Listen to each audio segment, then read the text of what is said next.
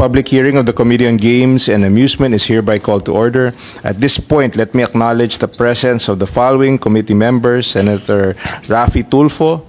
Thank you for joining us, Senator Raffy. Thank you, Mr. Chair. May I ask the committee secretary to acknowledge our resource persons attending today? Thank you, Mr. Chair. May I acknowledge the presence of the following resource persons? Can you please raise your hand once your names are called? Representing Mr. Alejandro Tenco from the PAGCOR, Brigadier General Raul Villanueva, and Attorney Jessa Maris Fernandez.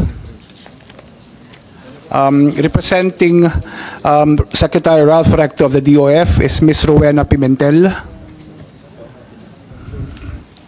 And representing Mr. Attorney Emilio Benito Aquino of the SEC is Attorney Pamela Lorraine S. Ramos. And representing the NEDA, Secretary Arsenio Balisacan is Attorney Albert. Ano? Wala pang NEDA, ano? The NEDA asked to be excused, sir, since the hearing, though, is more on implementation, so they asked to be excused. Representing the BIR, Commissioner Romeo Lumagi is Attorney Albert John Neil Tibayan. Representing the DOLE, Secretary Bienvenido Laguesma is Assistant Secretary Paul Vincent Anyover. Representing the DOJ, Secretary Jesus Crispin Remulla is Senior State Counsel Mary Grace Quintana. Representing the PEZA, Mr. Tesoro Tereso Panga is Attorney Jenny June G. Romero.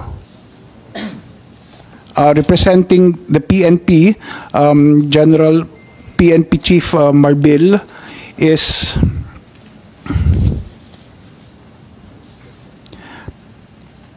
Police Major General Nicolas Salvador, Director of Operations of the PNP. And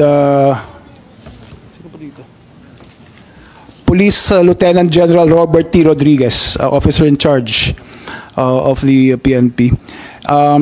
Representing the PAOK CC is Director Winnie Kidato for operations, and Yusek Gilbert Cruz promised to attend also. Is on his way, actually. For the BCDA, Mr. Joshua Bingkang is represented by Vice President Patrick Francisco. BCDA, yes. For the CDC, Attorney Agnes De Vanadera is Police Major General Lina C. Sarmiento. There. For the Bureau of Immigration, representing Joel Anthony Viado is Attorney Arvin Cesar Santos. For the DTI, representing Maria Cristina Roque, Secretary Maria Cristina Roque is Mr. Kenneth Royco. Yes. For the DBM, representing Secretary Pangandaman is ASEC Mary Ann de la Vega. For the DSWD, they submitted the position paper, sir. So they won't be able to attend. For the DICT, representing Secretary Ivan Uy is Yusek Josel Batapasige and the Director Rojun Hosilios.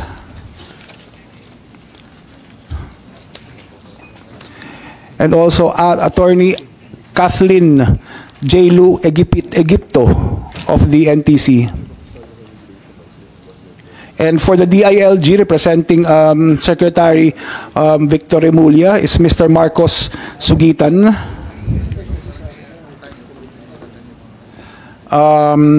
For the DOT, the Department of Tourism, representing Secretary Cristina Garcia Frasco is Director Virgilio Magigad.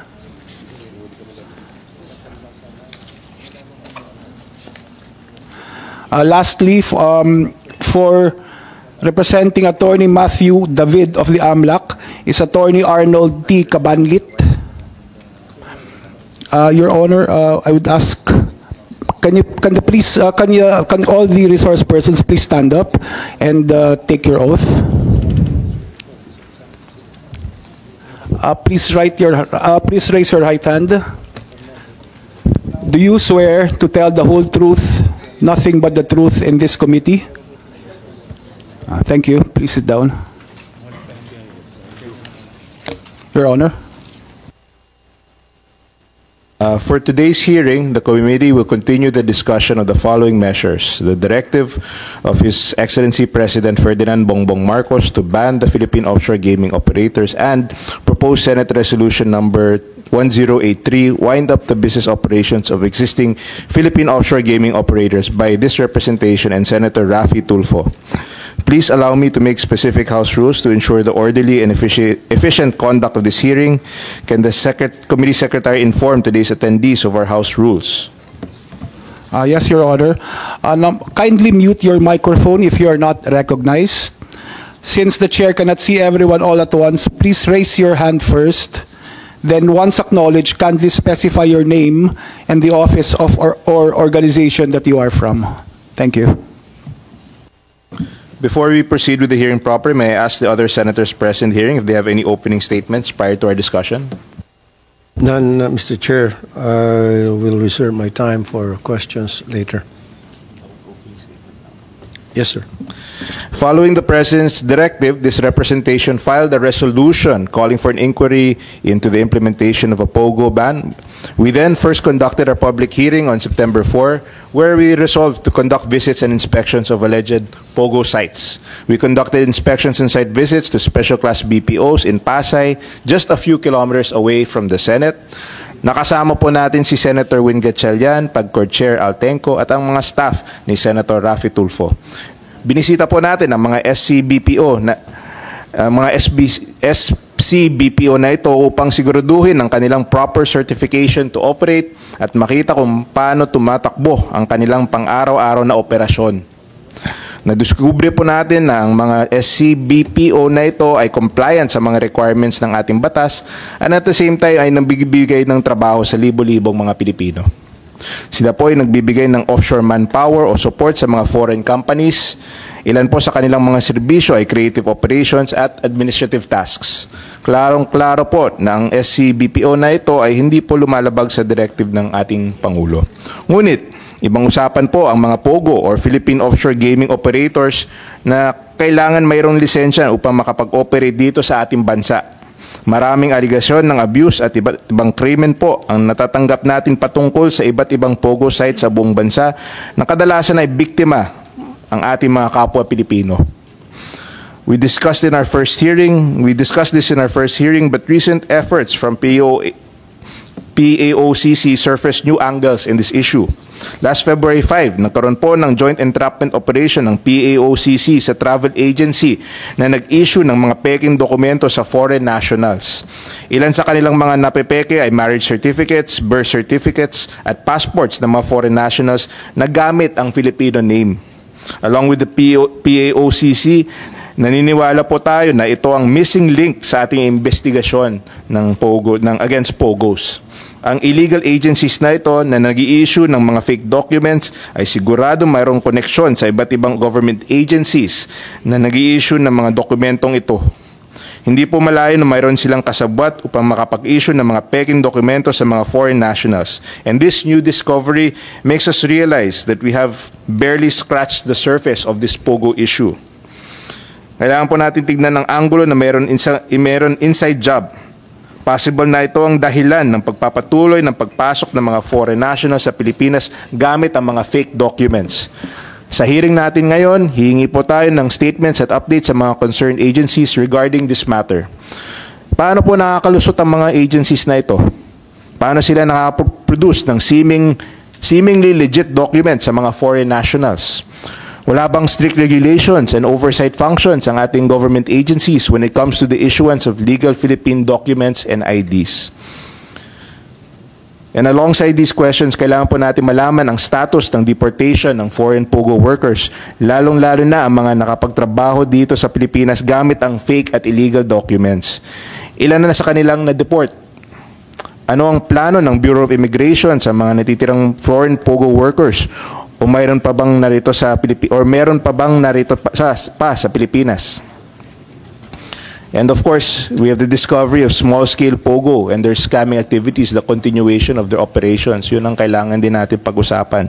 So with all these issues, we hope that we can tackle these in this committee and we can come up with resolutions that will solve these issues and continue and follow the orders of our President to stop these illegal POGO operations in our country. So maraming salamat po.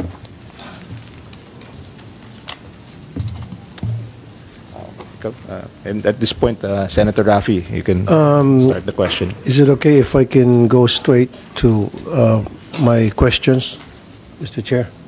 Yes, please proceed.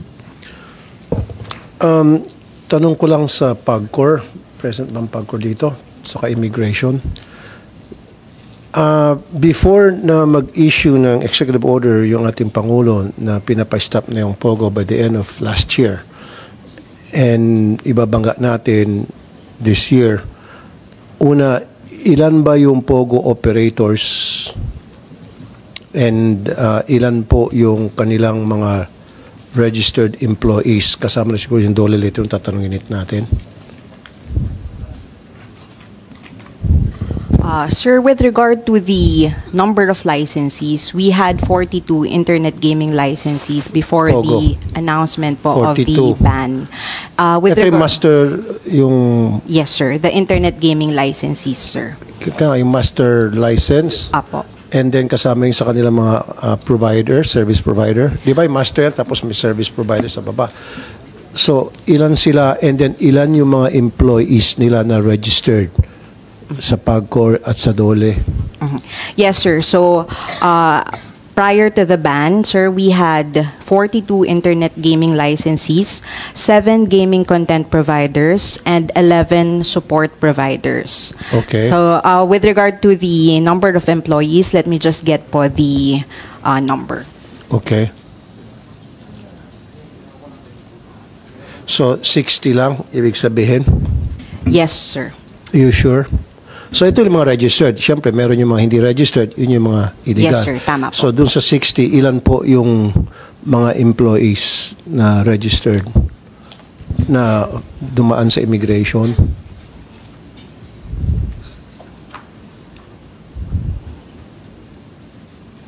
While you're looking at it, So, sir, the manpower count as of August 2024 was 58,181, wherein 30,144 po 58. are foreign po. ilan po? Ilan ang foreign po? 30,144. 30,000. Ito yung bago magdeklara yung ating Pangulo ng total ban. Yes po. Okay. Now, na-reach na yung deadline, tapos na yung total ban. Ilan na po yung mga napatigil? At ilan na po yung mga Chinese workers ng POGO na na-deport o napalabas na ng bansa? As of January 1, 2025 po, all 42 internet gaming licensees and all 18 authorized providers are already canceled po. So, the last of which po was canceled on December 15, 2024. Okay, stop right there. Sabi mo, kanina 60, 42 sa master license and then merong 11, may 7, right? Yes, sir. So, a total of 60. Yung na-cancel, sabi niya ilan? 42 and 18 po. So, 42 plus 18, ilan yan? 60 po. 60. So, total of 60 na. Okay, great. So, yung mga Chinese workers ng POGO, ilan na po yung na-deport? I think, sir, it may be best addressed to the Bureau of Immigration as they handle po the deportation. Okay, meron tayong Bureau of Immigration dito. Good morning, Mr. Senator. Accounted for na ho ba itong 30,000 na Chinese po working sa POGO? Various nationalities ho sila. After December 31, 2024, the Bureau of Immigration issued visa cancellation orders totaling to 12,106. Cancellation na ito. Apo. Ang gusto ko po yung naipalabas na, na-deport na, napalayas na po. Ang napailabas na ho natin, Mr. Senator, is a total of 3,024. 10% lang. Why? Yun po, yun. Why is that? Yan po, Mr. Senator, are those that are apprehended or arrested in various operations by BI and or PAOK. Okay, kaya nga, good. Thank you sa PAOK, sa NBI. Pero 10%, so ibig sabihin, meron pang gumagala-gala dyan, o baka nag-operate pa illegally kung ano man yung operation nila. Meron tayong 27,000 foreign nationals na dati nag-work sa Pogo at hindi nyo na-account kung nasaan po sila. Tuloy-tuloy po yung operation ho namin starting January. The first operation after since the start of the new year ho, Mr. Senator, is that 438 po yung na-apprehend namin. So, thank you dun sa apprehension niya. Pero still, this is alarming. 10% pa lang ng 30,000. Ito yung mga registered lang, ha? Yes, Hindi sir. pa kasama dito yung not registered, yung mga illegal. yes, sir. Your Kasi alam mo Honor. kung bakit? Itong 27,000, nag-work pa rin to sa Pogo. Pogo pa, kaya lang binago na yung pangalan. Kunyari, sila ay style BPO, service provider, provide ng parang gaming to their client, but they're still Pogo. And we have to account for these people. Itong 27,000 ito or something, and at lumalaki pang bilang nito. What are we doing? Kaya nga recently, di ba, nag-raid ang immigration, kayo kasamang NBI. Are we not doing something about this? We are January 8 yun, nag-raid. Yes, we are. We are continuously conducting our law enforcement operations. Although we acknowledge ho na sa volume, medyo hindi ho ganun kabilis dahil like the 438, ang nade-deport pa lang ho namin dyan is around half or less than half. So medyo may challenges ho talaga in terms of logistics and from detaining them and to actual deportation ho. So, PAGCOR, ano yung plano nyo? Anong game plan ninyo tungkol dito na para totally mawala na mapauwi na ito mga dating Pogo workers? Because they don't have a place here in our society. Well, tapos na yung trabaho nila. Kasi kung if they stick around, then papasok to sa iba't ibang klaseng krimen. Nandiyan yung kidnapping, they'll kidnap kapareho nilang Chinese. Later on, baka pati Pilipino kidnapin ng mga ito, i-torture at hingyan ng ransom. Sir, so far naman po, no, talaga pong wala na po tayong licensee na magi-involve sa internet gaming. So wala na pong limited na po yung mga foreign nationals na may employee dito sa No, gaming. my question to you, Madam Attorney, is ano nga po yung ginagawa niyong plano? Dapat in coordination with immigration, NBI, PAOK, ano pa ba, CIDG, Yes, sir. na para ma-account itong 27,000 na foreign nationals na dating trabaho sa Pogo or maybe more. Anong klaseng plano o sistema ang put in place? Apo. Okay, so naibanggit ko lang po yun. And meron po kaming close coordination sa Bureau of Immigration at lalo na rin po sa PAOK and NBI para po magkaroon ng tuloy-tuloy na operations at mahuli po lahat po itong mga illegal na foreign nationals. I think hindi lang po nabanggit din kanina, meron po kasing naging programa na downgrading after po ng cancellation ng mga visa kung saan nag-downgrade po ng visa yung mga legal employees po at umalis na rin po sila ng bansa noong bago po mag-December 31, 2024. Pero yung umalis po, katiting lang yon doon sa mga hindi po umaalis. Again, ulitin ko, for the end time, ano nga pong programang ginagawa po natin na para ma-account itong mga hindi pa umalis at sila ay mapaalis na dahil hindi natin na sila kailangan dito sa bansa natin? Apo. So tuloy-tuloy po na nagbibigay po ng impormasyon ang PAGCOR para po dun sa mga nakikita po namin na meron pa din pong movements po ng foreign nationals and kami din po ay sumusuporta sa mga operations po ng mga law enforcement agencies Okay, natin. sa inyo pong intel, after na ban na yung Pogo, ano yung trabaho ng mga ito rito at bakit hindi pa rin sila lumalayas? Siyempre, meron kay Intel niyan. Imposibleng wala. Ito pala si General.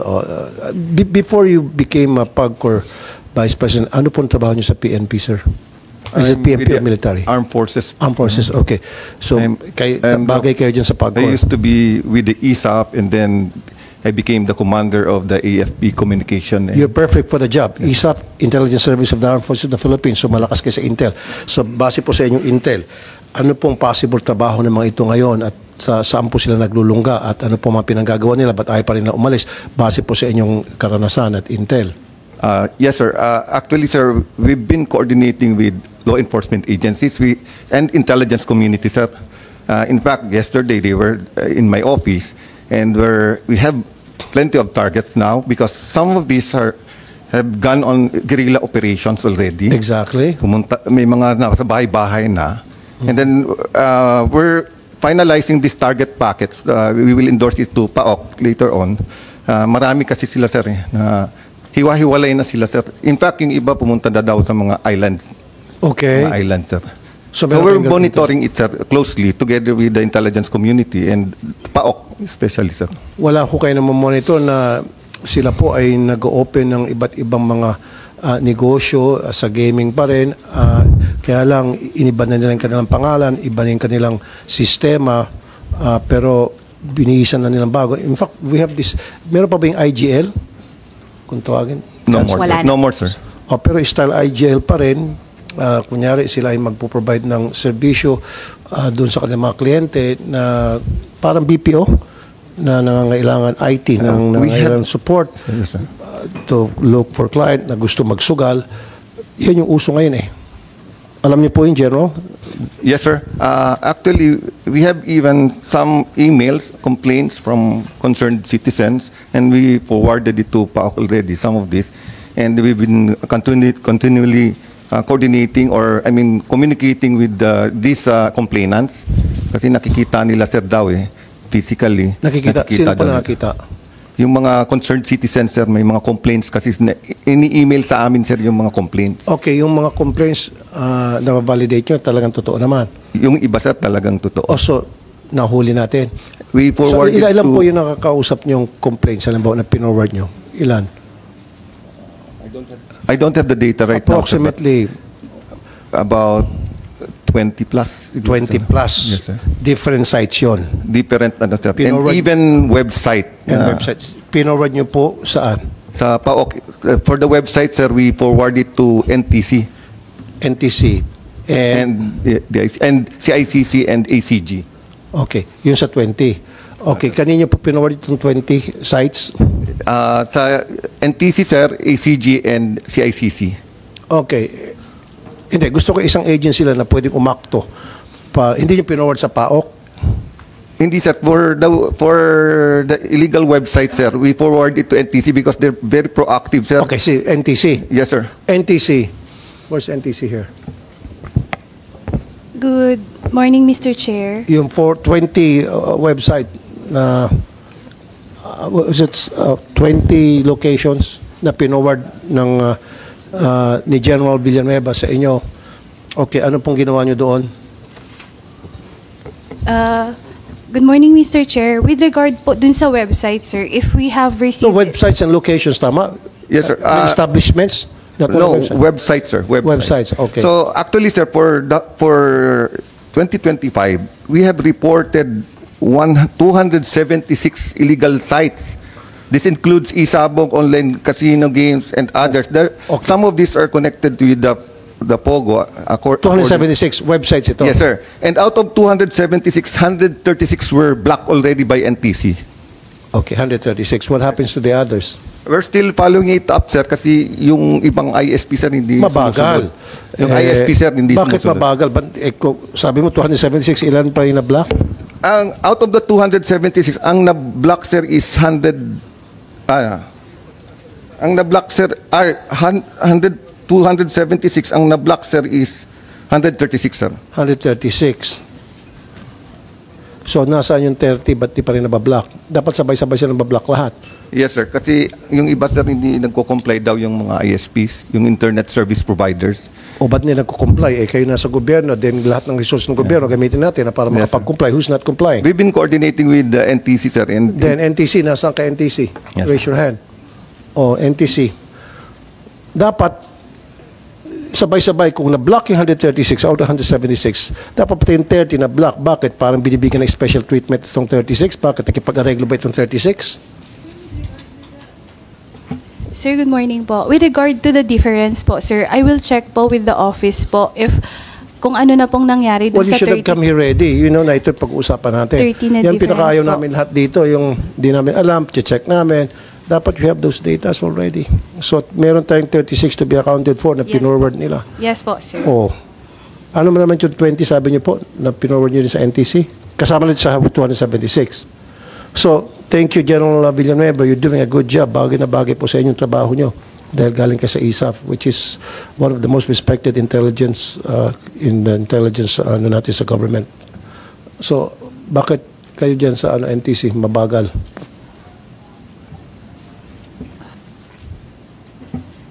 Sir, Kasi ma'am, tingnan mo 276, 136 na inireport niya sa inyo. O, yung 136 na pa-shutdown na. So may natitirang ilan? 30. O, ilan? 140 natitira pa. Oh, sorry. Tama, 140 pa pala, sorry. So 140 natitira pa. Eto mga 140, tuloy-tuloy pa rin, hayahay pa rin sila sa kanilang pag-ooperate. Sir, I will check with the 140 po, sir, kung ano na pong status ng mga requests po na ito. Because, we'll check po, sir. Kaya nga, ma'am. Di ba, hindi ba parang nakakapagduda? Buti sana kung 5 o 10 lang ang hindi pa napapasara. Pero kung 140 ang hindi pa napapasara, magtataka tayo. Ang laking diferensya. So please do something. And I want, sa susunod na hearing, siguro I'll give you one, depende kay Mr. Chair, kung siguro a couple of weeks na they should be shut down. Yes, sir. 2 weeks siguro. We will comply po, sir. Mahaba na in 2 weeks. We will comply po, sir. Baka, di ba, meron nag-happy-happy dyan dahil, di ba, hindi napapasara mga ito. Now, ang nangyayari kasi, kapag halimbawa nagkakaroon ng raid, okay, again, congratulations sa NBI at sa immigration, ano yung proseso nga pala doon sa immigration, tatanungin ko, na para mapadeport po, masiguro mapadeport. Yung pinakalas, nakasama po yung RTIA, kasama po yung team ko. Ilan po yung foreign nationals na huli doon? Yung ni-raid natin, saan ba to? Saan lugar to? Sa Parañaque City? I think yan po yung sa reruns company sa Asiana ho, sa Parañaque. Yes. 438 po yung Ilan ang na-deport? nahuli ho doon. Kasi January pa ito 8 eh. Yes, So, Your ilan na po Honor. na-deport? Almost half na po ang... Almost half. Ano Almost nangyari half sa na half? po. Bakit nandito pa rin? Ang process po ng pag-deport natin ay the requirements are the passport, NBI clearance, and the ticket, the plane ticket. Hindi nga po. Hindi nga po. January 8 pa to. So yung half ng out of the 400, kasi kine-question ko yung bagal ng sistema eh, di ba? Gusto ko mabilisan. Yes, para hindi sir. tayo pagdudahan. Kasi pag nagdidili-dali kayo, nagbabagal-bagalan kayo, pagdududahan kayo. Yes, o Your kalahati Honor. pa lang nadideport. January 8 pa, baka nag-aantay na ng pang-areglo, kaya hindi mo nadideport. Yung mga na-deport na ho namin, Mr. Senator, is na kapag nakuha na po yung, nasubmit na yung passport, Okay. nakuha na ho namin yung NBI clearance, at saka nakapag-provide na ng plane tickets ho nila. So, ang challenge ho namin is yung passport. Yung nung mga nahuli ho kasi, wala yung passport. So, we have requested from the embassy for their travel documents. Itong mga nauna hong na-deport na-provide later on yung passport. So, we are still either getting the passports or How getting about the this travel shortcut? documents. I'll give you a deadline that they should be deported siguro in 2 weeks. Do something about it. Kung gusto, We maraming will paraan. do our Kung ayaw, best, maraming dahilan. Mr. 2 Chairman. weeks. Kasi kapag hindi mo pa deporto in 2 weeks, then magdududa, magtataasan tayo lahat ng kila dito, baka merong iniintay. Apa. Baka mga later on, papatakasin to. Baka may mga gustong umarbor, baka mayroong mga gustong kumakausap, kaya dinidelay ang deportation. So dapat, all 400, magkano ka mo? 30? Ilan ka mo? 434. 438, Mr. 438. I want that accounted for by the end of this month, February, na lahat sila deported na, each and every one of them. Can you do that, please? We will comply, Mr. Chair, Thank and we you. will submit an official report on that. To the committee chair. If I may also, Mr. Senator, is regarding the earlier discussion as to the 30,000 plus the PAGCOR POGO employees, to give a accurate figure, 33,863 po yung foreign POGO workers. Ang mga umalis na po as of December 31 is 22,609. So yung mga natitira ho dito na non-compliant, yan po yung subject of our law enforcement operations. Okay. DSWD. Mayroon tayong taga-DSWD. Sir, wala. They asked to be, kasi they're waiting daw for some documents from the DOLE. So, they Kasi, cannot say Mr. anything Chair, daw. isang nakakapikon din dito sa mga raid previously. In fact, may pumunta pa nga sa akin na victim na foreign nationals. And umamin mismo yung worker ng POGO, Pilipino nag-work. Matapos mahuli, yung mga foreign nationals kinukulong o dineport, yung mga Pilipino, binibigyan ng ayuda. Why is that? Kasi nga raw na human traffic daw sila. In fact, inamin mismo sa akin nung isa sa mga sa programa ko, isang foreigner na nahuli ni Labscam sa Pogo to sa loob ng Pogo. Sinabi niya na maraming mga Filipino workers doon na ginagamit para manloko ng kapwa Pilipino, ng mga foreigners. Binabayaran sila, pinapa-acting sila. And then pag nahuli sila, binibigyan pa ng ayuda ng DSWD kasi sasabihin, kawawa naman yan na human traffic. I want those people accounted for. Yung mga Pilipino na banggit nga kanina, hindi naman pwede mag-work yung mga Pogo, hindi naman marunong mag-Tagalog, hindi naman mag-English, paano, how they go around, dito sa komunidad natin. So meron talaga mga Pilipino dyan na nagsusupervise. And I want those people arrest when a raid conducted sa mga Pogo establishments. Lahat ng Pilipino doon. Maliban lang siguro kung janitor, of course, utility, cook. Pero usually, yun ang gagawin nila. Pag nahuli, cook po ako, pero wag ka nag-ooperate yun. Janitor po ako, pero wag ka operator yun. Dapat, is that something that the NBI here? When we conducted raids? Kasi nakakasama na loob naman po mga kapatid, yung mga Pilipino na kasabwat sa illegal na gawain ng mga Pogo, especially involving Labscam, na panloko ng mga foreigners, na kapag nagkakahulihan, nabibigyan ng ayuda ng TSWD, ay sana yung binigay na ayuda doon, binigyan na sa talagang tunay na dapat bigyan na ayuda yung mga mahirap ni kababayan. Sayang, wala din this. Let us compel the DSWD for the next hearing so we can answer the questions regarding yung ayuda na binibigay sa yung mga hindi na biktima Sila din yung gumagawa ng krimen. At it's very concerning. Kasi sila din po, Mr. Chair, nagsusupervise Yes. Karamihan sa mga Pilipino nag-work sa Pogo, especially involving Labscam, Pilipino po yung mga bisor. Yes. And yet, pagdating sa raid, walang nakukulong na Pilipino. Wala talaga ni isa. Bakit kaya? Agency who can... Stupido ba tayo o matalino lang yung mga bulsa? Can we ask the NBI to comment on this? Morning, Mr. Chair. Morning, Yes. Your Honor. So, for the Filipinos, during the conduct of the operation, for instance po, dito po sa last operation namin together with the BI, dito sa JX Tower, marami pong Pilipino na nag-apply dito, nagtatrabaho dito. But what we use here was a mission order, hindi po sa search warrant. So, for the examination of the computer, yun po kasi yung ebidensya natin. Dahil po sa nature po ng ebidensya na kinakailangan, So, which sir, requires attorney, so ilang Pilipino, ito sa last raid, ilang Pilipino ang nahuli nyo doon? nasa 422 po, Your Honor. 422 Filipinos? Yes, Your Honor. Doon sa Pogo? Yes, Your Honor. Ano ginawa nyo doon sa mga Pilipino? We've accounted all the Filipinos. Pinicturean po namin, dinocument po natin. Yes, sir. Pero what did you do with them?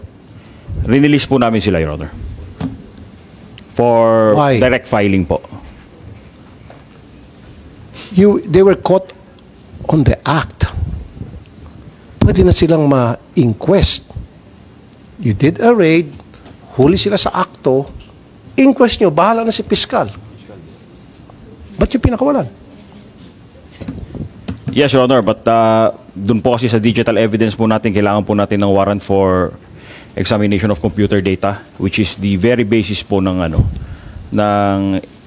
filing po natin against these foreign nationals. No, That's sir. why when we, No, sir. The fact that they were there sa isang establishment na declared as illegal, that's why you were issued warrant by a court, and that certain establishment was doing illegal activities, and these Filipino citizens were there in cahoots with the operators or operators of these illegal establishments. Kasama dapat sila sa mapapailan. Basic po yun, sir. Bakit natin pinakawalan? yes, Your Honor. Kasi kung pinakawalan natin, again, meron na naman magtataas ng mga kilay dito at magdududak, kaya pinakawalan dahil Pilipino to Pilipino, pwede naman mag-usap ng ayos sa magagandang lugar at pwede mag-usap-usap. Yun nga, sir, dapat hindi nyo pinapakawalan. Inibistigahan nyo. Kasi ito mga Pilipino, ito yung mga kasabwat. For all we know, ito pa nga yun talaga mga matataas ang ranggo sa mga illegal pogo operations. Ito pa nga siguro yung mga may-ari pa siguro. Baka hindi naman may-ari. Siyempre, yung mga hindi pupunta doon, mga Chinese. Ito yung mga nasa management. I'm sure sa 400 na ito, meron dyan kasama sa management. Ba't pinakawalan? Damn. God damn. Your Honor, doon po sa last operation po na may mga Filipino. Ang masama, sorry, interrupt pa. Ang masama, baka binigyan pa ng ayuda. May kasama yung DSWD? Hindi po, Your Honor. Okay, so walang ayuda. Hindi po ako aware, Your Honor. Okay, hindi. Kasi sa mga nakaraan, Mr. Chair, sa mga tapos ng raid and then darating yung DSWD, pinagpipila yung mga Pilipino, kawawa naman mga ito, ayuda pa uwi sa probinsya, parang nakakainit ng ulo. And I don't want to hear that anymore. Na parang ginago na tayo, gagaguhin pa tayo ng 32,000 ayuda from DSWD. Sana anak ng dagat. 30,000 ayuda from DSWD to start a business doon sa mga nahuhuling pogo. Okay, sorry. Mali ito. Mali. Huwag kang basta-basta magbigay ng information ng alanganin. Saka pa.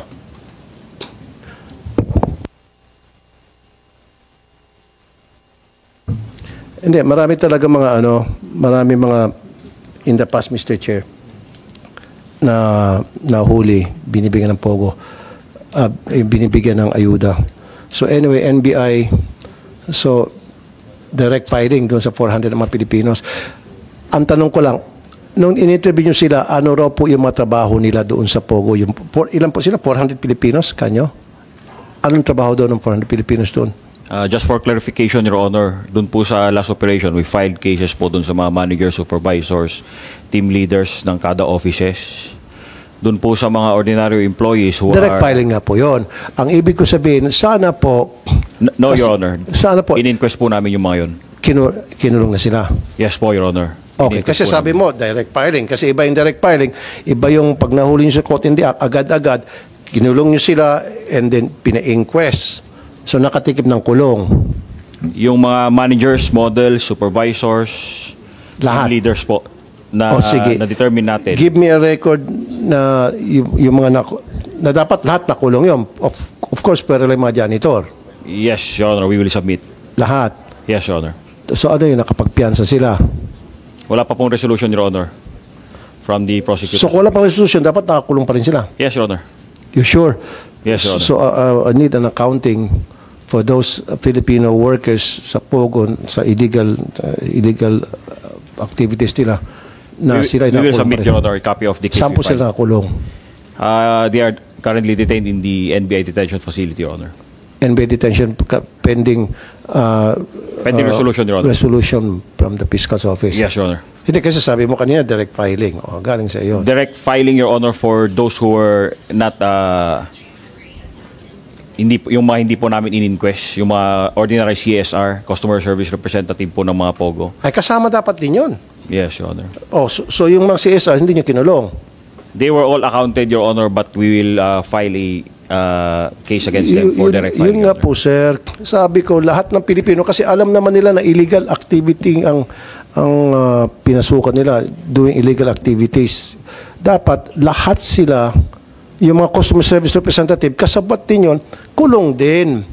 Para this will serve as deterrent sa mga kapwa natin Pinoy na huwag kayong pumasok dyan, huwag yung tulungan. Kasi pag walang tulong mula sa mga kapwa natin Pilipino, hindi magpo-prosper itong mga POGO operations.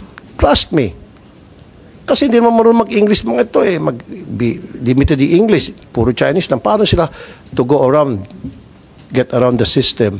May mga Pilipinong tumutulong. Kaya nga, kulong mo rin yung mga tumutulong ng mga Pilipino. Yung mga customer service, alam nila na mali yung pinasuhan ng trabaho. Kulong din dapat. Bakit hindi nyo kinulong? Oh, sabi nyo direct filing. So next time, kulong. Sir. Yes, Your Honor. Parang talaga nakita nyo na janitor, walang alam. Yung cook, ano natin yun, yung mga kasamba, yung maid doon, yung nag-ayos ng mga kama, ganun. Walang alam yun. Okay? Next time po, sir. And I'm sure there will be a lot of next time kasi marami pa pong mga nag-stay rito na POGO. Tama ba ako, General? Okay, General, napakagaling niyo po.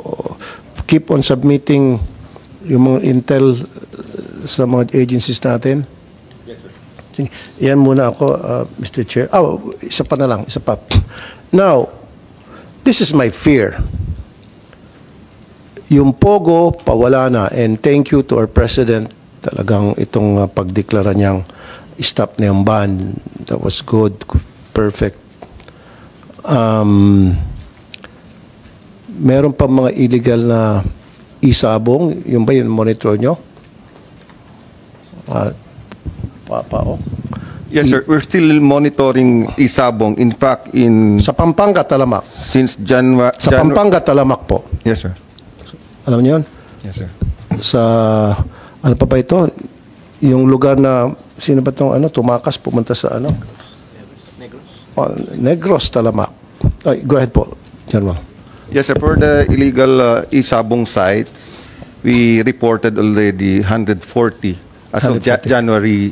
Who did you report it to? NTC again, sir. For NTC, 140 sites, isabong. What did you do with that? Na nireport ni General, again, General Villanueva, thank you. Talagang ang galing ni General Villanueva. Taga-isap eh. Hindi nga, saludo ako sa mga taga-military natin. Sir, good afternoon again po. With regard po the isabong websites that are endorsed. 130. 130. That are endorsed po, sir. 140. Ano nangyari? We are proactively making the memorandums directed to the ISPs and telcos, sir, for the blocking of these sites, sir. When did you report it, sir? Yung 140 sa NTC? Actually, since January 1, sir. January 1. Sir. Okay. Actually, sir, since 2022, sir, we have submitted already 9,702 illegal gaming sites consisting of online casino games, isabong. Hindi, isabong na po muna. Isabong na muna, sir. Yes, sir. So, Isabong. 140. At since 2023... Hindi, ito lang po yung... Yes, sir. For isabong, we have reported 3,806 illegal sites. Isabong sites. 3,000, ilan po? 3,806. Kailan niyo po sinabit itong 3,806? Since 2023, sir. 2023? Kanina po sinabit? September 27, 2022 to January 31, 2025, sir. About to January 2021. Okay. Kailan niyo po amounting to 3,806? Yes, sir. Okay. So, NTC, you submitted it to NTC po.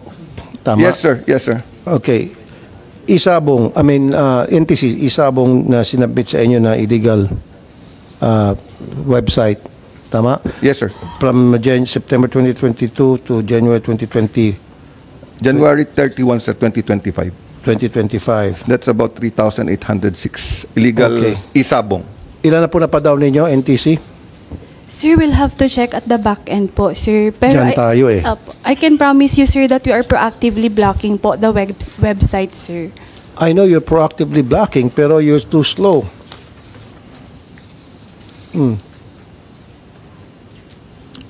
Bakit?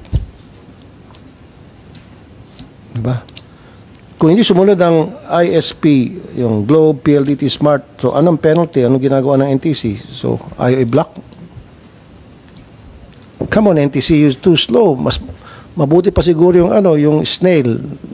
Mas mabilis pa sa inyo. 3,806 e-sabong sites, illegal e-sabong sites reported to you from September 22 to January 2025 by PAGCOR, courtesy of General Raul Villanueva, former ESAF officer. And you didn't do anything, you're not doing anything about it? Ilan po ang na-shut down? Sir, we'll give you po the precise number po, sir, to follow Next time, po. you guys, all resource persons, if you come here, you should come here prepared because I'll grill you. Mapapahiya kayo sa akin. Alam niyo naman ito yung pag-uusapan natin, tapos hindi kayo ready, pagpapasapasahan niyo ako. Kami, hindi pwede. Pupunta kayo dapat dito ready unless nagkaanga-angaan lang kayo, pero alam niyo naman talagang tutoy na sagot. So, out of this 3,806 na nireport sa inyo ni General Villanueva, hindi mo alam kung ilan napasara dito. We'll have to check at the back end po, sir, kung ilan po yung na-endorse na po namin sa ISPs for blocking po, sir. Ilan po yung na-endorse niya sa ISP? We'll check po, sir. Apologies po, Mr. Chair. Saan niyo po ini-endorse? Sa ISPs po, sir, internet service providers that are operating within the Philippines. Then sa po. susunod na hearing, or not even, submit to this committee, to Senator Mark Villar, kung ilan na po yung na-submit ninyo sa ISPs out of the 3,806 illegal e-sabong sites na sinubmit ni General Villanueva sa inyo. Dito ko makikita kung gaano kayo ka-inutil o gaano kayo kasipag. Yes po, sir. We'll comply po, sir. Thank you very much po. And can you do that in 5 working days? Yes. Sagot mo yes. Yes, sir. We'll Thank you. comply po. Thank you very much 1 week. po. And we'll wait. Last na lang, Mr. Chair. Now, okay na tayo sa Pogo. Medyo, at least pag-usapan natin. Pigo. PAGCOR. Ito yung nag-uumpisa maging problema. Later on, sasabog to sa pagmumuka natin lahat. Dahil ang Pogo is offshore. Ang Pigo is inshore. So, ibig sabihin, ang manunugal ng Pigo ay mga Pilipino. Darating yung time, tataas yung krimen dahil lulong ang napakaraming Pilipino sa Pigo. Online gaming. It has to be regulated. Ang masaklap pa, pati mga kabataan, high school, elementary pa, natututo na maglaro sa Pigo. Online gaming. So easy. Very accessible. Marami na sa mga napabalitaan ko, mga high school, even college, nag-stop yung iba, nangungupit sa kanilang mga magulang, mga empleyado, nag-istapa, nasisibak sa kanilang trabaho dahil dito sa Pigo. Kung tutusin, worst of two evils, we're talking about yung mga tatamaan na biktima, mas worse tong Pigo because ang Pogo, ang biktima ay foreigners. Of course, napakasama niyan, pinakamasama sa lahat ng masama. Pero ang hari ng kasamaan ay itong Pigo dahil ang mga manlalaro ay Pilipino. What are we doing about it, PAGCOR, sir? How do we regulate that? Ang dami na, lahat ng klaseng sugal na online, nandito na sa atin. Tayo at ang ground zero ng online gaming. What are we doing about it? Actually, sir, we are taking this online gaming very seriously po. How serious? Okay. So, nagsisimula na, patuloy po yung pagde-develop po natin ng mas maigting po na responsible gaming programs.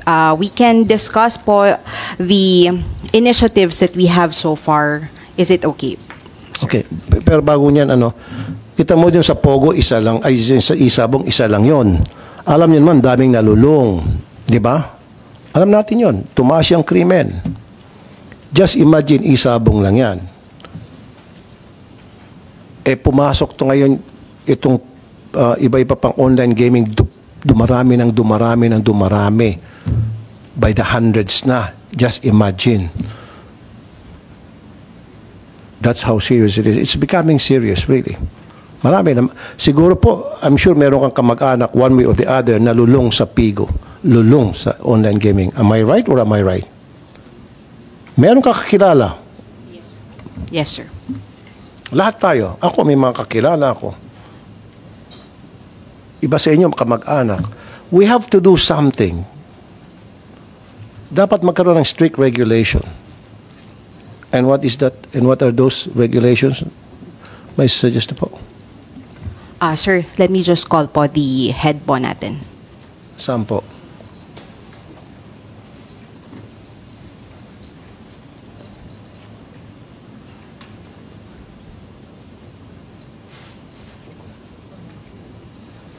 And your name, madam? Good morning po. Yes po. I'm Vina Oka. I'm with the Gaming Licensing and Development Department po. With regard lang po to the Responsible Gaming Program, which covers po both yung sa mga land-based natin at saka yung online din po currently, meron naman po tayong mga programa po, like yung banning program. Pwede po silang mag-ban ng sarili po nila, or yung pamilya po nila yung pwede din pong mag-nominate. Ma'am, excuse me. Pinatawa mo ako. At least courtesy of you, napatawa ako. Di masaya ako. Banning yourself. Nobody will do that. Pag ikaw ay lulog na, hindi mo ibaban sarili mo, mas lalo mo ilulong sarili mo. So, alisin niyo na po yung banning yourself. Meron naman po talaga, sir, na mga nagbaban din po ng sarili nila, sir, because they are aware din po na medyo lulong na nga po sila or pero ma'am hindi talaga. Ang pinakamaganda yung meron kayong ginagawang regulation na yung kayo mismo sistema, may system tayo put in place na magkakaroon ng ban yung sa mga lulong na, and how would you do that? Then paliwanag nyo sa amin yung programang yon. Tapos isa pa yung programa na dapat yung mga bata talaga maging stricto na hindi na mapapayagang magsugal sa online. Yes po. And how do you do that, ma'am? Yes po. Meron din po tayo, sir, ongoing na collaborations and discussions po sa yung mga payment platform, yung mga, alam na po, yung ano po, yung GCash, yung mga nagke-carry po ng mga online apps. May ongoing po na meetings din po sa kanila, and meron din po silang ginagawa na ring features on their part. And also po, yung mga online providers po mismo, meron na rin po silang ginagawa po na programa din po nila regarding sa responsible gaming. For example, pwede din po mag-set na ng limit yung player po mismo kung hanggang magkano lang po yung gusto nilang ilaro sa isang araw. Opo, meron din po. Okay yon. So merong limit. Yes, sir. At dapat meron ding limit sa pagbibigay ng lisensya kung kani-kanino. Lahat na ata pwede na magtayo ng online gaming. Name it, meron na yan sa online. Opo, sir. Unfortunately, hindi na po yung under sa akin, but under the Electronic Games and Licensing Department, I believe po, sir, na meron po silang ine-impose din po na may current na moratorium po sa pag-issue ng mga lisensya po nila. Meron ng moratorium. Yes, sir. Opo. Tapos dapat merong strict regulations talaga dito na yung mga bata hindi na dapat makapaglaro. Yes, sir. Opo. Tapos siguro bawasan nyo yung mga, ilan ba existing na merong na payagang magkaroon ng online gaming? Sorry po, sir. Meron po dito, sir, in charge po sa Electronic Gaming Licensing Department. I'm sorry, sir, po. Hindi po kasi under sa akin. Tapos chine-check nyo ba yon? Ilan na? At 60 ang licensees sa Electronic Gaming License daw po, sir. Ang dami na. Kita mo doon sa Isabo nga, ang daming nalulong. Isa lang yon. Ngayon, 60 na. Mas matindi ito. Sasabog sa mga mukha nito sa atin, Mr. Chair, pagdating ng panahon. Opo, sir, but dahil maraming malululong. Ba't ang dami nyo po na-approvehan? 60. Approve lang kayo na-approve, banto sawa sa pag-approve. Meron naman po, sir, sinusunod, sir, na proseso and guidelines po, sir, yung Electronic Gaming Licensing Department po natin, sir, sa pag-issue ng mga lisensya, sir. Baka pwedeng stop muna. Stop na sa 60. I think naka-stop naman po, sir. Opo. So, wala pong ini-issue na bago, sir. So wala na talaga. Wala pong ini-issue. Kapag meron na issue na bago, ipupunta ulit ako kay Senator Mark. Sabihin ko, Senator Mark, mag-hearing ulit tayo. So siguraduhin nyo na 60 lang talaga from now on. Wala na may dadagdag yan. At dito sa 60, mag-imbestiga kayo. Baka dito, kung ano dito sa 60 na hindi sumusunod sa regulasyon, pa-stop nyo, pasara nyo. Yes, sir. So wala na papasara, wala na paparusahan dito sa 60. May mga penalties po. Opo, meron din po, sir, I understand, na mga providers po dyan or operators na may mga penalties din po, sir, based on non-compliances Ano po yung nila, mga sir. penalties? Ano po usually yung mga kasalanan nila? Sige, sir. Sir, at this point, sir, I'm sorry, I will have to endorse you, sir, dun sa in charge po talaga sa Opo, electronics. curious lang po ako. Ano usually ang mga kasalanan nitong mga taga-Pigo? Usually, ano mga violations? I will call on, sir, si Mr. Luis Masilang. He is the senior manager po sa Electronic Games and Licensing Department, sir. Sige, ma'am. Apa, thank you po, Thank sir. you po, Madam, Thank you po. Madam Oka.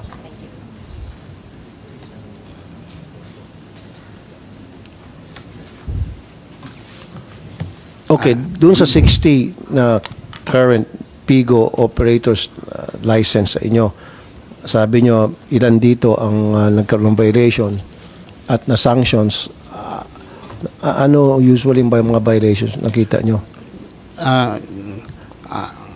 Meron po kaming list of table of penalties at saka yun. Hindi, sa violation muna, ano usually? Curious lang ako, bakit sila na-plug down na may violation? Ano po usually ang mga violation? Ang isa po dyan yung playing ng banned personalities. Ano po?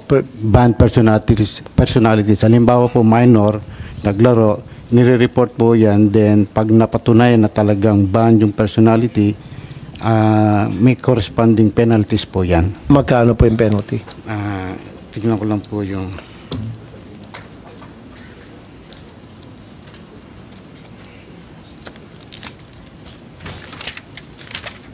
Yung sa minor po Okay.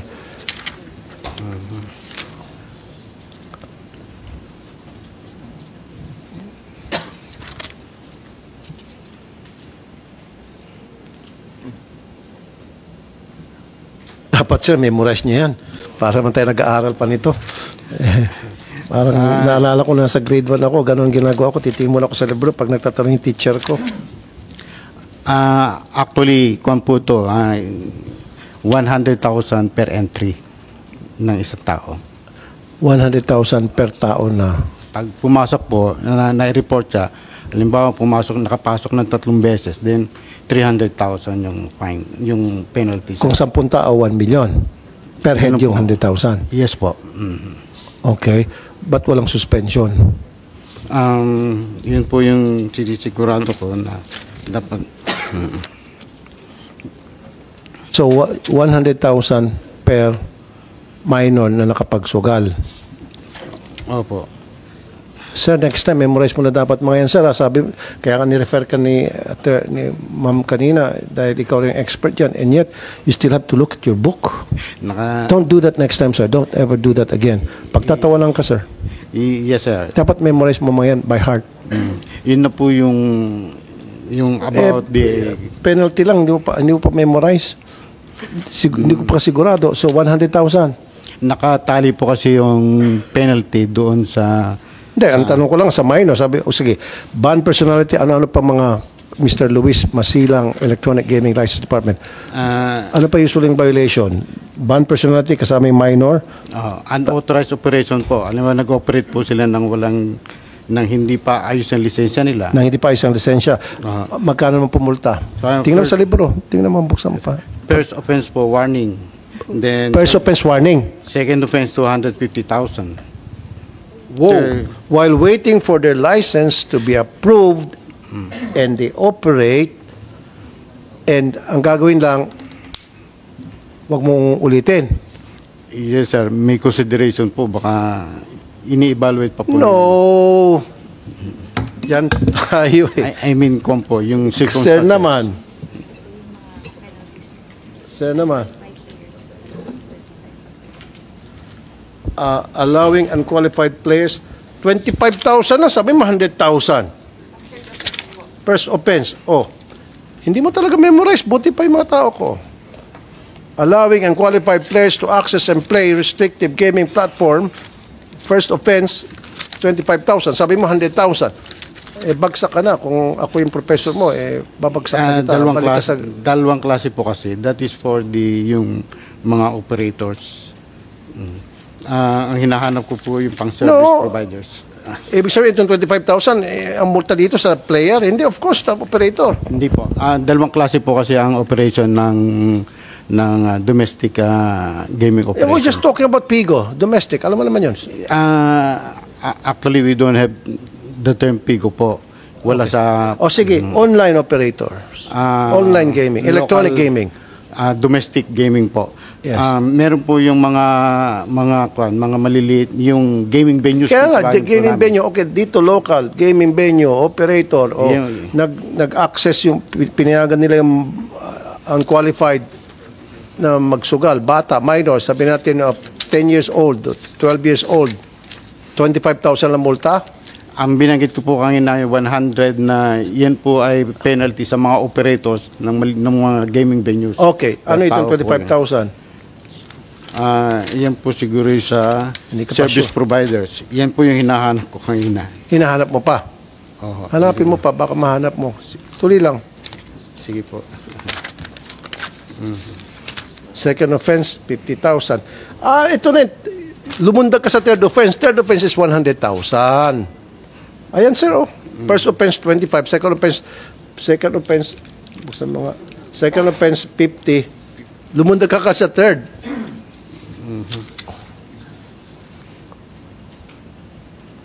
Dapat third offense, suspension na, cancellation. Kau naman. Pinapatagal niyo pa eh. Di ba, Mr. Chair? Third offense, cancel, kulong pa dapat. And yet, 100,000 lang. Paano sa fourth offense? Sige po, i-evaluate namin po yung one. Evaluate? I-evaluate mo pa kung anong multa sa fourth offense. Sir, kanselado na dapat. Wala nang fourth offense. In fact, wala na dapat third offense eh. Kung akong tatanungin eh. Wala, hindi ko makita yun. Dalawa po kasi yan na...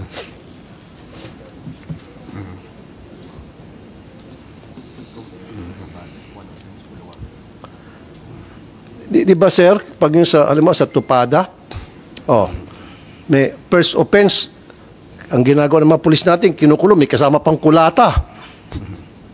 Dito, first offense, 25,000. Malit na bagay lang to sa mga nagpapasugal.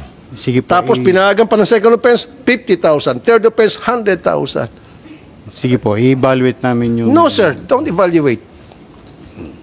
Taasan mo tumultat. First offense.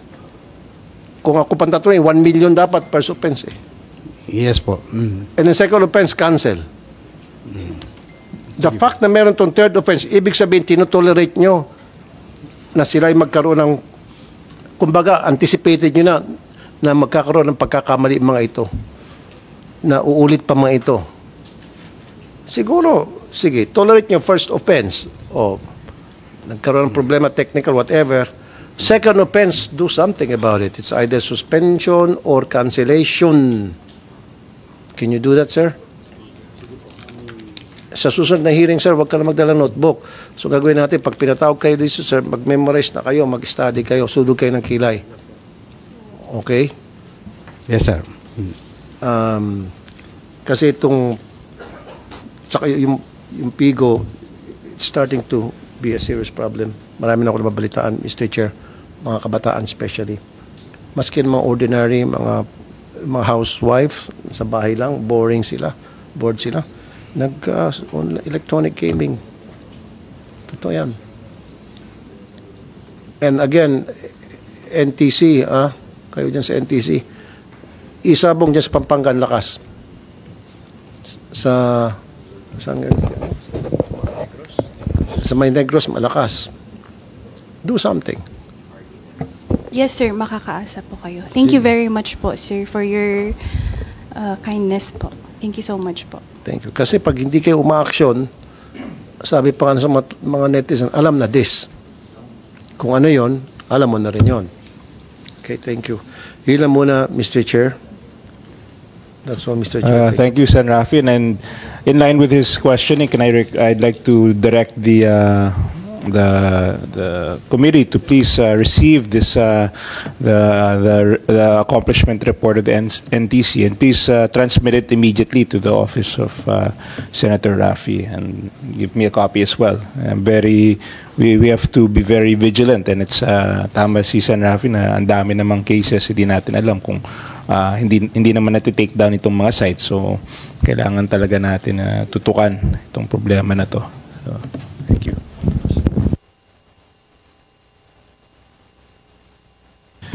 And my line of questioning is regarding this yung nangyari pong entrapment operation ng PAOCC kasama ng ibang agencies laban sa isang travel and visa consultancy firm, kung saan nalaman nila na nagpa-process pala ito ng government documents katulad ng marriage certificate, birth certificate, and even passport for foreign national bearing Filipino name. And I'd like to ask the PAOCC kung paano nangyari po ito na nagkaroon po ng mga official documents ang travel agency. Meron pang PSA issued certified birth certificates. So please, if you can ask for an explanation. Good morning, Mr. Chair. Nangyari po ito nung February 4, 2025. May lumapit po sa aming isang complainant. Kasi po previously nahingan na po siya ng 1.2 million nung travel agency na yon, na ang sinasabi niya ay that well connected sila sa NBI, sa Bureau of Immigration, at kaya niyang pa-release yung fiancé niya.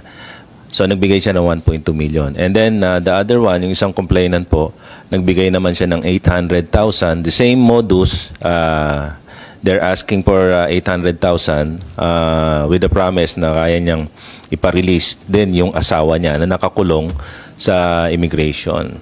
And yung asawa niya, dayuhan? Mga POGO operators po, sir. Opo. So nung nakatunog po siya at nag-report na po sa amin, nag-set up na po kami na entrapment. So humingi again siya ng 500,000. So nag-set up po kami, sir, ng entrapment operation. Initially, she asked for 250,000. So in-entrap na po namin siya. Nahuli na po namin. Nung mahuli po namin siya, then we were surprised that in the office, nakakita po kami ng mga government-issued IDs like yung sa DOLE, yung ini-issue po nila, yung alien employment permits, and then they have birth certificates, they have marriage certificates.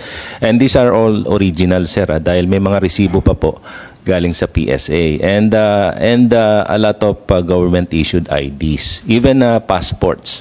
Kasi, sir, last year, itong agency na to, itong travel agency na so was already in our radar, na sila po yung mga gumagawa ng mga passports, Philippine passport. They issued a Philippine passport dun sa mga foreign nationals, and then pinapalitan po nila ng mga pangalan. So, yun po yung nangyari ron. So, na-interrogate nyo yung agency. Saan daw nila nakuha yung mga document, yung mga original government Yes, document? during the debriefing, sir, sinabi naman po nila na may mga contact pa rin po sila sa mga government agencies. And yun nga ho, sir, yung ni-request namin with other agencies, especially those who issued yung government-issued IDs, na to conduct investigation on their own, basing, sir, dun sa nangyaring insidente yung pagkakahuli po namin. Kasi sa tingin ko, kailangan habulin nyo rin yung mga big fish, kasi meron talagang mga kasabwat na, I don't know, hindi ko alam, but baka may connection sa government. Siyempre, baka isa lang itong agency na to, baka marami na susuplayan ng mga government documents. We don't know, hindi pa natin alam yung extent ng problema. Baka mamaya, malit lang to, pero wholesale na pala, marami pala nakakakuha ng mga official documents. Yes, sir. During the investigation po na ginawa namin, I think we are looking at 21 other banned travel agencies. Kasi sir, according sa Bureau of Migration, nakaban din itong nahuli na to sa kanilang office. And we're looking at 21 more like this na ang tingin namin sir, these agencies are also responsible sir dun sa mga previous na iniimbestigahan natin sa mga POGO hubs na nahuhuli namin na every time na makakahuli kami, sir, nakakakita talaga kami ng mga alien employment permits, IDs, BIR, driver's license, and other IDs, sir, na hindi naman dapat nasa possession o nasa pangalan ng mga foreign nationals. Sana sana makuha nyo na rin yung source. Siguro hindi naman, I don't want to tell you how to do your job, to do what process you have to do, pero sa tingin ko mas syempre yung agency, that's a conduit, yung agency, yung travel agency. Pero kung gusto nyo talagang stop itong ganitong practice, kailangan hanapin nyo yung source ng mga government documents at kung paano sila nakakakuha ng official documents at paano sila nakakapag-process ng mga POGO or ng mga illegal people who are here illegally. Yeah, yes sir. Tama po kayo doon sir. Actually sir, yung we organized this technical working group already sir with all the agencies involved sir. Papatawag na po sila. I think that is scheduled next week. And then we will be discussing on kung bakit nagkakaroon yung mga, especially those banned travel agencies sir. Bakit sila nagkakaroon still now ng access doon sa mga government agencies na yun sir. So, that will be part of the TWG, sir, na tinayo po ni Executive Secretary Lucas Bersamin. Kasi sa tingin ko, itong nakukuha yung mga documents, syempre, itong mga travel agencies, it's also a symptom of a larger issue, which is yung government agencies na kasabwat ng mga criminal groups and kasabwat sila, nagbibigay sila ng mga official documents at pinoprocess din nila yung mga dokumentong ito. So, I think there's a larger issue at stake also. Beyond the travel agency, siyempre sila yung distributors, kumbaga, kung mga distributors. Pero sino ba yung wholesaler? Saan sila nakakakuha? At sino yung contact nila sa gobyerno? At I think that's a larger issue that if we want to solve this issue on yung mga illegal migrants, yung mga pupasok dito, I think we have to get to the source, which is somewhere, I don't know kung paano sila nakakakuha ng ganitong klaseng dokumento, but if you find the source, malamang at least mas baka ma-stop pa itong practice pag nakuha nyo na yung source ng mga illegal na dokumento. So I hope siguro sa next hearing sana karoon tayo ng update or more on not just the travel agencies but also kung who is the source at paano sila nakakakuha ng ganitong klaseng dokumento. Then anyone can fake. Kung nakakakuha sila ng official, anyone can fake a birth, meron pang birth certificate. So, magkakaproblema talaga tayo kung meron talaga mga fake birth certificates. Ang dami talaga makakapasok sa atin illegally. I mean, yung mga masasamang elemento makakapasok dito illegally. So, I hope we can have in the future, in the near future, sana may mga mga good news tayo, may mga nahuhuli na supplier ng mga illegal documents. We will give you an update on the next hearing or siguro sir, magpapadalan lang po kami ng report if ever we have developments. Yes, and regarding, I just want, may question lang ako sa siguro the PNP, itong regarding the seizure of physical assets. Siguro for the law enforcement agencies, I understand umabot na ng 6.2 billion pesos ang value ng assets na galing sa mga raid ng illegal POGOs. Tama po ba? 6.2 billion pesos ang more than. Okay. And the reason I'm asking is because recently ako yung may pinasa po tayong batas, yung AFASA law, wherein actually the law enforcement agency can use these assets for to help the victims of the crimes. Ito yung AFASA bill. And under the AFASA bill, it's physical assets, buildings, yung mga pera, mga sasakyan, maaaring gamitin sa mga expenses ng law enforcement, maaaring gamitin sa mga expenses ng law enforcement at para sa victim protection. So, nasa batas na yan. Pwedeng gamitin. So, I just want to know kung nagagamit na po ba itong mga assets para sa victim protection at para sa enforcement operations ninyo. Whoever's the law enforcement, baka pwede yung... For the PNP side, sir, hindi pa po kami take advantage dun sa... Opo. I just want to remind the law Yes, sir. enforcement agency, nasa Yes, batas na po ito eh. So, yes, sir. On the part of PAOK, sir, meron po kami ngayong ongoing na almost mga 10 sites na under forfeiture or ano. Ngayon po, nasa preservation order pa lang po sila. But 2 of them already have asset preservation order. Namely, yung pong Sunyuan, meron na pong provisional asset preservation order. At saka po yung SA Rivendell na meron pong asset preservation order ng po RTC branch. Now, there are about 10 sites. Doon pa lang po sa Banban, Sunyuan, almost, 10 hectares, 36 buildings, almost 7 billion po yun. Opo. So, marami pa po malalaking mga sites na under preservation order, including po yung sa Cebu, na isang malaking resort. Opo. Okay, good. Sana po sa next hearing, ma-update nyo rin kami kung sayang kasi nung ginawa namin yung batas, para lang sa law enforcement agencies, para magamit nyo na rin kasi sayang marami din silang assets na nakatenga lang na pwede namang gamitin para sa operations at para matulungan yung mga biktima. Yes, sir. Actually, sir, ito pong Nasdaq, sir, building, the one in Pasay, sir, dito rin. That's a 6-story building. Ginagamit na po ng Bureau of Immigration para sa kulungan. Actually, it can house around 1,000 detention prisoners. And ginagamit na rin po ng DSWD yun, sir, for yung first floor and second floor is being utilized by DSWD for the Walang Gutom Kitchen. Okay. And kami po, sir, nag-o-office din po doon. And also the National Bureau of Investigation, sir. So, ginagamit na po namin, sir, yung ginawa yung batas, sir. Yes, I hope. And yung the one in Banban, sir, that's about 36 buildings, sir. Ito, sir, yung kay Alice Go, which is talagang, I think, sir, next week, meron pong schedule of parang inspection to be led by the Executive Secretary Lucas Bersamin and AFP Chief Browner and SND Teodoro, sir.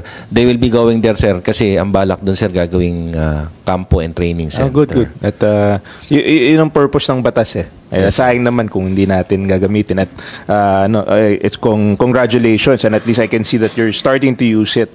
I just encourage you, just a reminder na may batas na yan at kaya nga namin ginawa yan para at least matulungan kayo sa inyong mga operations at pati yung mga biktima, matulungan din sila magamit itong mga assets that are very significant. Ang laki ng assets nila. Sayang kung hindi natin gagamitin. And I encourage you to continue using it for the benefit of the victims and at least nasa batas na, hindi na kayo mahihirapan.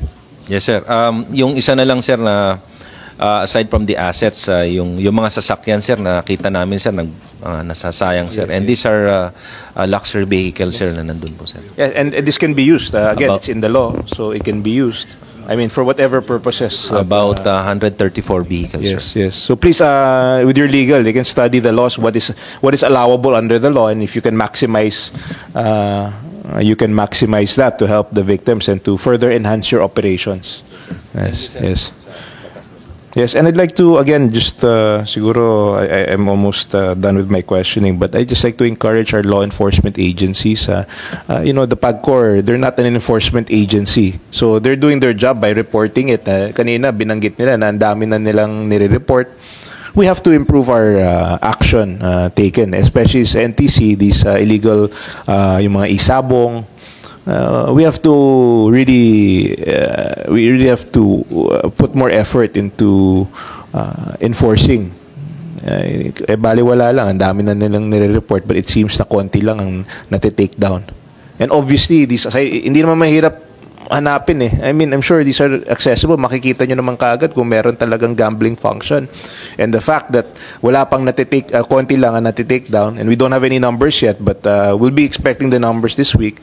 Siguro dapat medyo tutukan ng, hindi naman siguro, dapat tutukan ng NTC yung mga request ng PAGCOR. So can we get that commitment from the NTC regarding the takedown? And Yes, sir. We will submit the report po immediately. And siguro, sir, baka pwede nyo rin i-follow up yung itong mga nire-report nyo so we can also help you in making sure that the illegal is these illegal sites and these illegal operators are being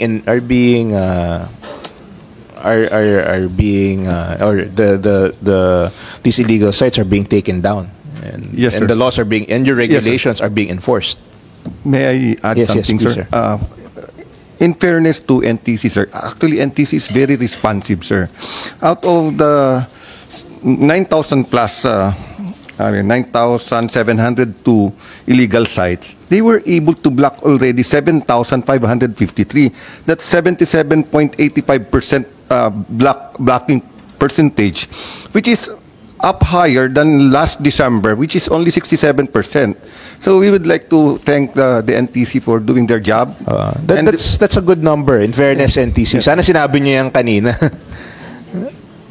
I'm sorry, sir, but personally po kasi I'm not involved po with the process po of the processing na po ng blocking ng Yes. websites. That's why Oo nga, but, I didn't have the numbers yes, but po. siguro, anyway, alam nyo naman yung topic, di ba? So, siguro kung yung topic is gaming, and if you have any functions related to that, kunin mo nyo na yung mga statistics para at least, Yes I po, mean, sir. even in fairness to your performance, kung sinabi nyo naman is 7,000 out of 9,000 na takedown, that's fair. That's a fair effort. Maganda na, okay naman yung effort doon. Of course, 2,000 is still 2,000. Marami pa yan. But on my part, it's very, para sa akin, importante ma-enforce natin yung mga laws regarding itong mga illegal. Malaking problema itong illegal. And sometimes we talk about PAGCOR, but the legal, but mas malaking problema yung illegal.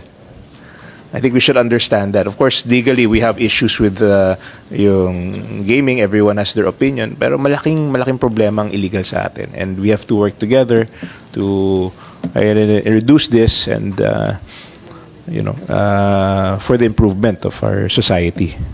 So, anyway, we'll be receiving your report soon, an update. And we encourage you to please work harder. Let's put even more effort in stopping the increasing illegal. At least if it's legal, somehow may pakinabang din ng gobyerno. If it's illegal, ang nakikinabang lang mga masasamang elemento. So, yes ma'am, from the DICT, please. Thank you, Your Honor. Thank you for the floor. Moving forward, Your Honor, just a recommendation. Also, as in the exercise of the supervision power of the Department of Information and Communications Technology over the NTC and our other attached agencies, Your Honor, I'd like to manifest that for purposes of policy making, we will formally also write the NTC for request of these numbers, Your Honor, so that we can also oversee these numbers and support the work of NTC in relation to helping PAGCOR. Secondly, Your Honor, we will also be communicating with PAGCOR with regards to the issues raised earlier by Senator Tulfo. Maybe there is a need to revisit the existing laws and the matrix of penalties, Your Honor, and we will submit it to your committee in case you want to do it in aid of legislation, Your Honor, this data.